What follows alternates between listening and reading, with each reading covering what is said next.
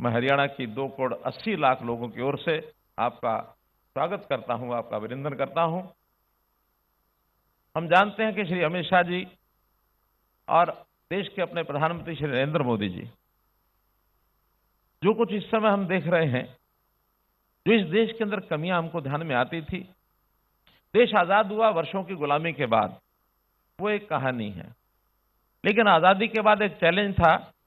कि इस देश की एकता और अखंडता इसको मजबूत रखा जाए। तो हमको मालूम है कि उस समय के गृह मंत्री लौह पुरुष सरदार वल्लभ भाई पटेल जी का एक बहुत बड़ा योगदान उसमें रहा है। 500 शिव प्रयासों को एक सूत्र में बांधने के लिए उन्होंने सब राजाओं महाराजाओं को, छोटी बड़ी रियासतों के जो चलाने वाले उस समय लोग थे, सबको एक सूत्र में बांधा और देश एकता में बंद करके और आज एक लोकतांत्रिक सबसे बड़े देश के रूप में उभर करके आया है। लेकिन पिछले 70-75 सालों में इस देश की गुलामी के जो चिन्ह थे,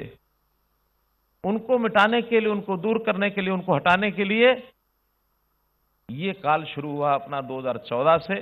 श्री नरेंद्र मोदी जी के नेतृत्व में। और गृह मंत्री श्री अमित शाह जी ने जैसे जिस सरल ढंग से और जिस बड़े आसान तरीके से एक एक चीज की पहचान करके, बहुत तरह तरह की शंकाएं जाहिर की जाती थी, अयोध्या में राम मंदिर बनेगा तो पता नहीं क्या हो जाएगा, ऐसे 1 मिनट चुटकी में सारा मामला हल हो गया। जम्मू कश्मीर में 370 हटाना यह असंभव लोगों को लगता था, 1 मिनट में सब ठीक हो गया। बहुत से ऐसे विषय जो किए गए हैं, और मैं तो बधाई देना चाहूंगा आदरणीय गृह मंत्री जी को कि जो कल ही, यानी इस देश के संचालन करने के लिए जो देश के कानून होते हैं, खास करके गृह विभाग से जुड़े हुए जो कानून, चाहे वो आईपीसी है, सीआरपीसी है, सैकड़ों साल पुराने वो कानून बने हुए, जो इस देश के सिस्टम को समझते नहीं, यहाँ के लोगों की भावनाओं को समझते नहीं है, उन कानूनों के बदले 3 नए कानून कल ही लोकसभा राज्यसभा में पास हो गए हैं। और जैसा आपने जानकारी दी है, आज वो एक्ट का रूप धारण कर लेंगे। मैं बहुत बधाई देता हूं, आपको सराहना करता हूं इस बात की कि अब देश भारतीय संस्कृति के हिसाब से, हमारी जो विरासत है उसके हिसाब से इस देश का संचालन लोकतांत्रिक तरीके से आगे बढ़े, इस ओर बड़े बड़े कदम सब उठाए गए हैं। मैं आपको भी, देश के प्रधानमंत्री नरेंद्र मोदी जी को और हमारे अमित शाह जी को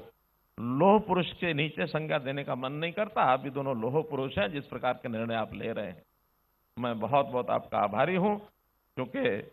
अगले कार्यक्रम चंडीगढ़ के हैं, तो इसलिए मेरा बोलने का तो नहीं था विषय, लेकिन स्वयं अमित शाह जी ने, स्वामी जी ने कहा कि आपको बोलना चाहिए, तो मैं तो शुभकामना देते हुए कि ये जो कार्यक्रम इस प्रकार के ठीक दिशा में, गीता जयंती के कार्यक्रम हो अथवा अन्य कार्यक्रम हो, इसमें हमको सबको आगे बढ़ चढ़ करके भाग लेना चाहिए, अपनी भूमिका निभानी चाहिए। बहुत बहुत धन्यवाद।